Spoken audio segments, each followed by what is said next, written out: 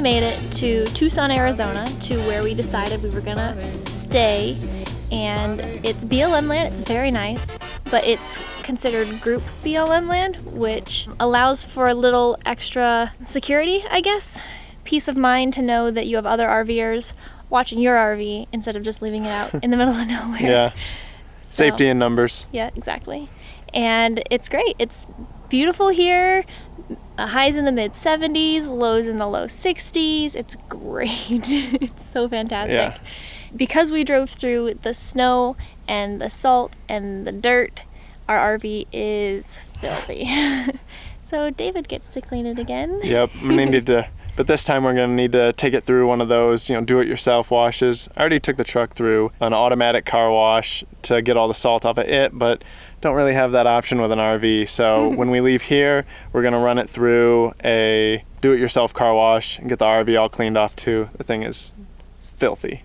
Today, though, we're going to the Pima Air and Space Museum here in Tucson, Arizona. We're gonna explore that, and after we do that, I gotta go pick up another propane pressure regulator because something weird's going on with ours, and you guys might be able to weigh in on this because I've only read online a little bit, and I think the regulator's the issue. But what we have going on is there's a constant propane leak from the orifice that points down on the regulator. I've read that that's supposed to be like a high pressure relief, but it does it constantly, and it only stops when I close the propane valves on the tanks, or the tank valves. So, as soon as I open up a tank, it just starts leaking, and it does it constantly.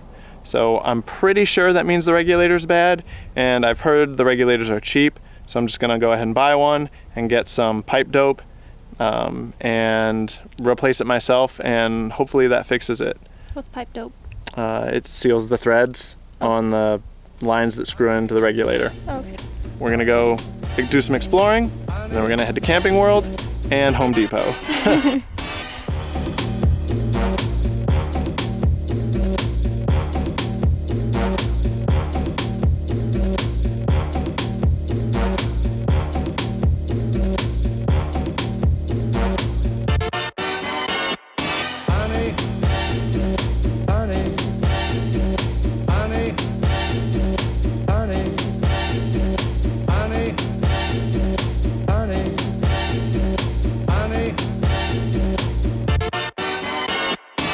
The Pima Air and Space Museum is basically just a big museum displaying airplanes, jets, and space technology throughout history. From what I understand, this is all retired aircraft. And what's interesting about this place is that it's not government funded at all. It's completely private. They just operate off of donations and just entry into the museum. And we read that they have over 300 aircraft inside hangars and out in their 80 acres of land.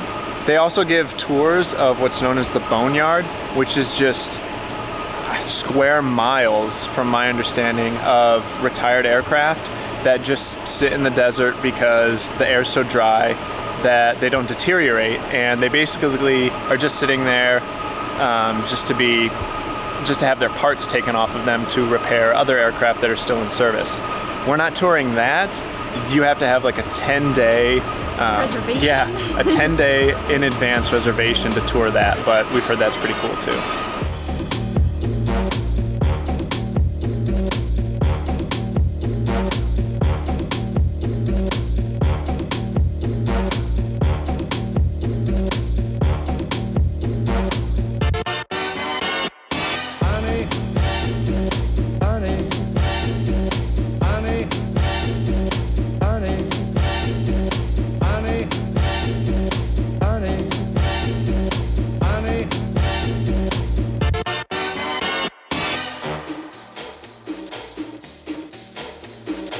So this behemoth behind us is the B377SG Super Guppy, and this is probably the most just odd, weird thing we've seen here.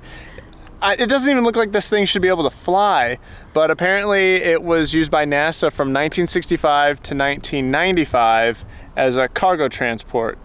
And yeah, we saw that and we were both just like, what the heck is that thing? It's basically a whale. Yeah, it's a whale plane. It's a whale plane.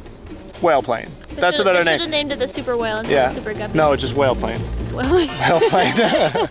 Honey, honey, honey, honey, honey, honey, honey.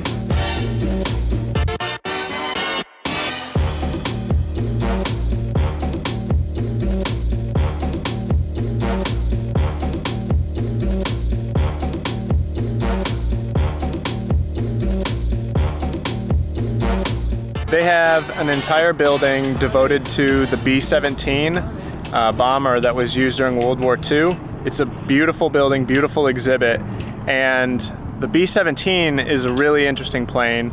They called it the Flying Fortress because it was just decked out in guns. It had guns on the side of the plane, it had ball turret gunners on the top, bottom, on the front. It was just loaded with guns because it had to defend itself. They couldn't, the fighter jets, or the fighter planes, they didn't have jets back then, couldn't go the whole distance with these on their bombing missions. So they had no escorts. They were all on their own toward the end of their flight when they were reaching their mission objective.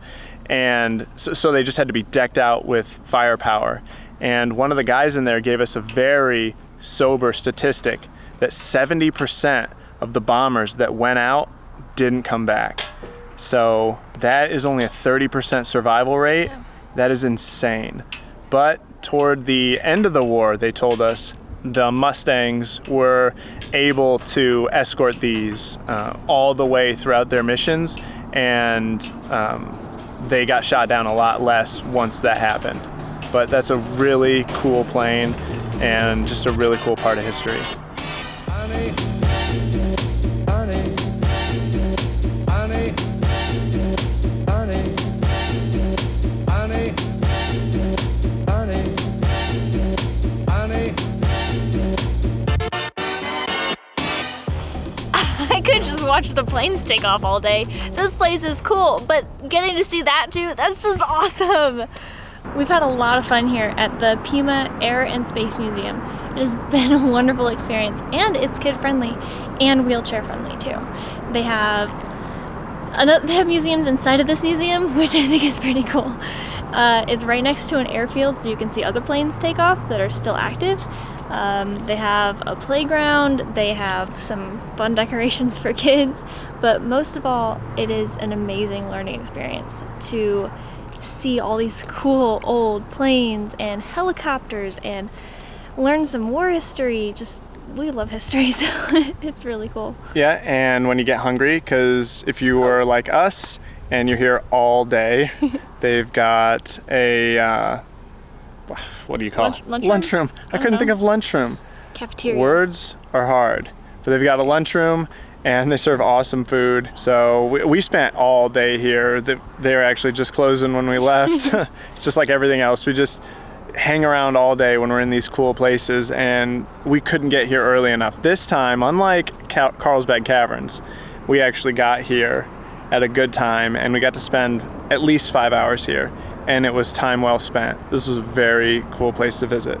But now, gotta go fix the RV, get that regulator from Camping World, if they've got it in stock. Hopefully they do, because I'm tired of my propane tanks leaking, and fix yet another thing that's wrong with the RV.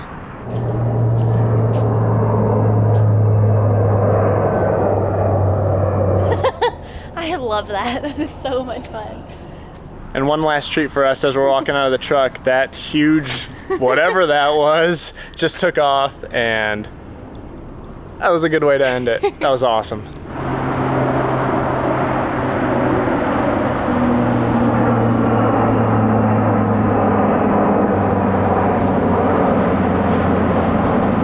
We decided to get a lot closer and watch one more go off. Just one Yeah, more. just one more. Honey, honey, Well, we got our replacement propane regulator. Hopefully switch this out and everything works fine. Our fridge has actually been acting up again when it runs on LP. So I'm hoping maybe it's that regulator issue causing our fridge issue, and I replace this, no more leaks from the regulator, and the fridge works again. So that'd be nice. It still works, it's just odd. It's acting funny. And we also went ahead and bought this oxygenating or aerating shower head. It's supposed to make it feel like you've got a lot more water coming out of the shower head, but it actually uses less water than the factory shower head. So interested to give this a try. And we were in Camping World. We were oohing and eyeing at all the stuff they had in there. Like, oh, this is cute, that's cute. That would be cool to have for the RV. This would be nice. But everything in there is so expensive. So we're lucky that we got out with just this stuff instead of buying more. But we were in there for so long that it's now nighttime. So I'm not changing the regulator tonight. Maybe I'll get to that tomorrow. And hopefully it fixes our issue. But yeah. Okay. But yeah, okay. But yeah, okay. We're back at the RV for the night, and I'm definitely gonna have to replace that regulator tomorrow because it is pitch black outside. And we had an awesome day at the Pima Air Space Museum. That was definitely worth the trip. A lot of interesting aircraft there. That was fun, wasn't it? Oh yeah. Yeah, what was your favorite part? There's so much, I don't even know. I think it has to be the Wright brothers area.